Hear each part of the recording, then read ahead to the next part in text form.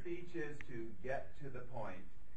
Unfortunately, I did not bring my reading glasses today, so I'm just going to read off a couple that I can as far as my arms are stretched out. General purpose is to be clear, to be specific on the speech, to organize, support the speech's specific purpose. The main point should be supported by contributing to the speech's specific purpose, and the speaker should achieve these specific purposes in a timely manner. And that's as far as I can go, because I can't see very well today. So it's nice to Have you seen Aaron speak before? You know he's going to be a real treat. So he has a lot of moxie, a lot of energy when he comes up and presents. So let's welcome Aaron. And what is the point of all this?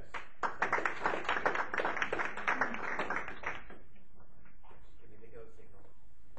And I won't preface it with anything like I normally do. Except for that. Well, if you want to give me an extra 5 minutes. Okay, we ready? Great. Storytelling is an amazing gift. It's a powerful tool in the hands of the speaker. With a story, you can combine all sorts of information in a very relatable format. How many of you can remember a good story? Yeah, because it was told well. And how many of you can remember the point of the story? Just by showing hands. Yeah.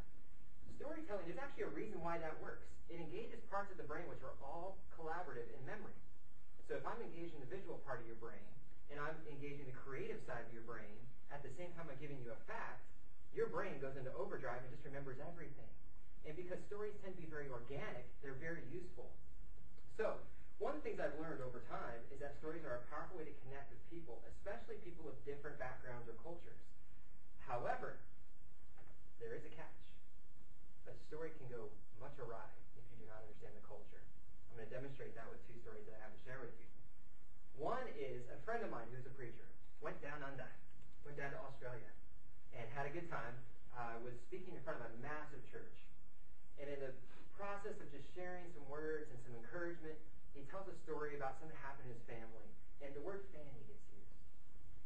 Now, picture, if you will, it's a giant auditorium. Probably 1,200 people in here. He's center stage. He's the focus of the whole meeting.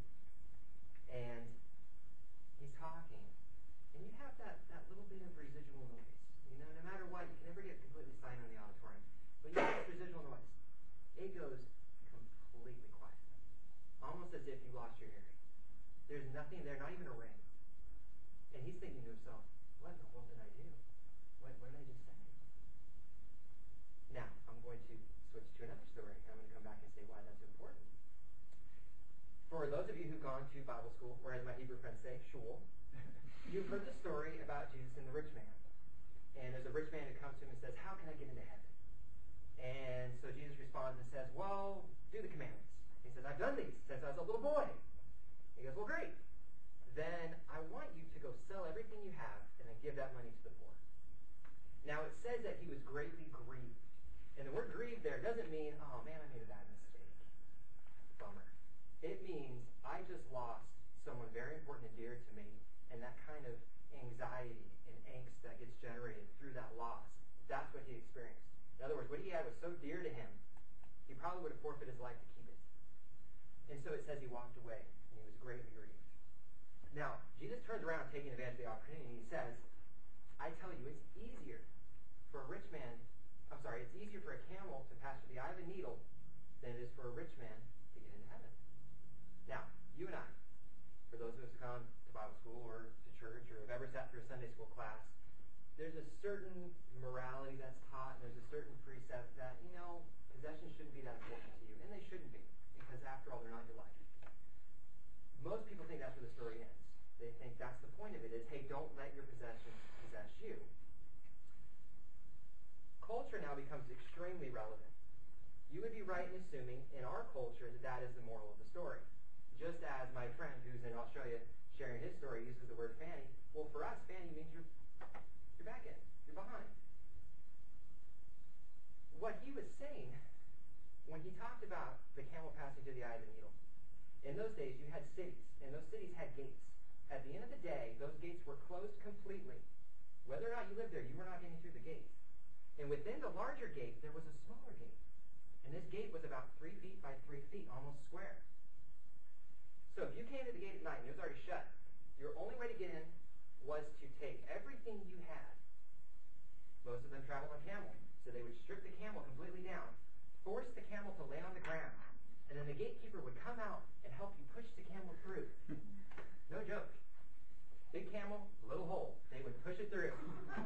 And then you would take the stuff and chuck it behind them. And then you would get down on all fours and crawl. Now here's the interesting thing. Most of the people who lived in these cities, they were either wealthy or poor. So when these gates were closed, it didn't matter your station in life. You were crawling through that gate on your fours.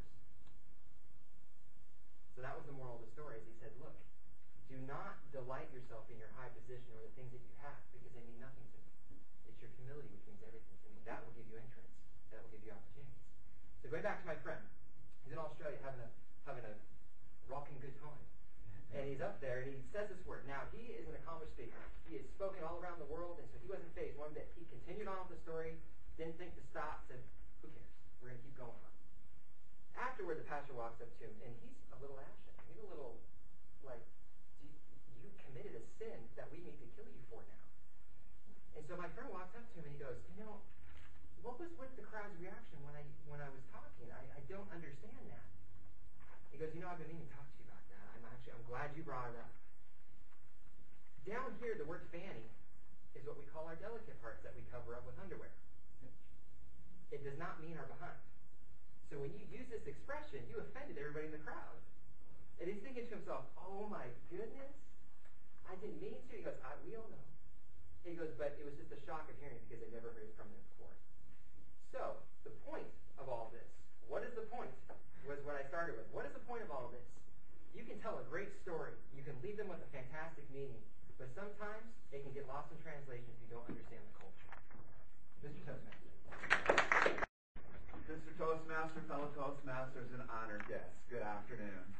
Aaron, you definitely have moxie because every time you start a speech, you have yet to say, I'm just going to start the speech. You always have a pre-comment. Now, as an educational tool, one of the things is, as far as the timer goes, they do not start timing you until you start talking, so there's no need to have a precursor before every single speech.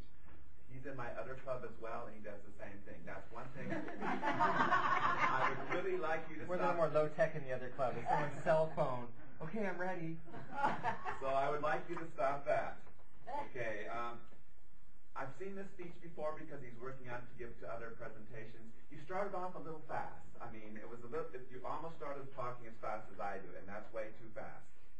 Also, at that point, you did not give an introduction. You did not recognize the Toastmaster. You did not recognize us. You did not recognize the guests. So I personally felt cheated at that particular point.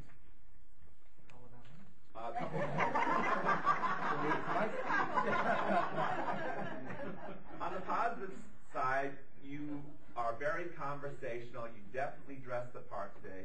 So when you were telling the story, everyone was definitely engaged. I said this to you at the other club. When you lose your point, you have a tendency to look down like this. When you do that, you lose contact with the audience. Anything that you had built up at that particular point will now go down. And I said this again at the other point.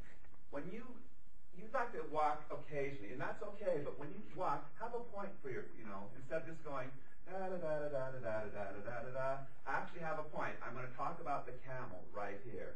He went to the side. He had to get down. Those would be important things for you to do.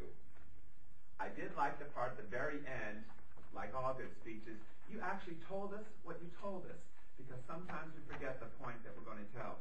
For you people that don't know this, what's the point of all of this is the title of his particular speech. And one final thing is, you have great hand gestures, you have good vocal variety. I like when you went down like this, but you still kind of keep your hands right here. When you get nervous, your two nervous things are you look down, you walk to the side, and you do like this. If you could avoid those, as well as a couple, you had one or two so's and nows, if you got rid of that, I think you would improve tenfold at that point. So that's how I think of Aaron's speech.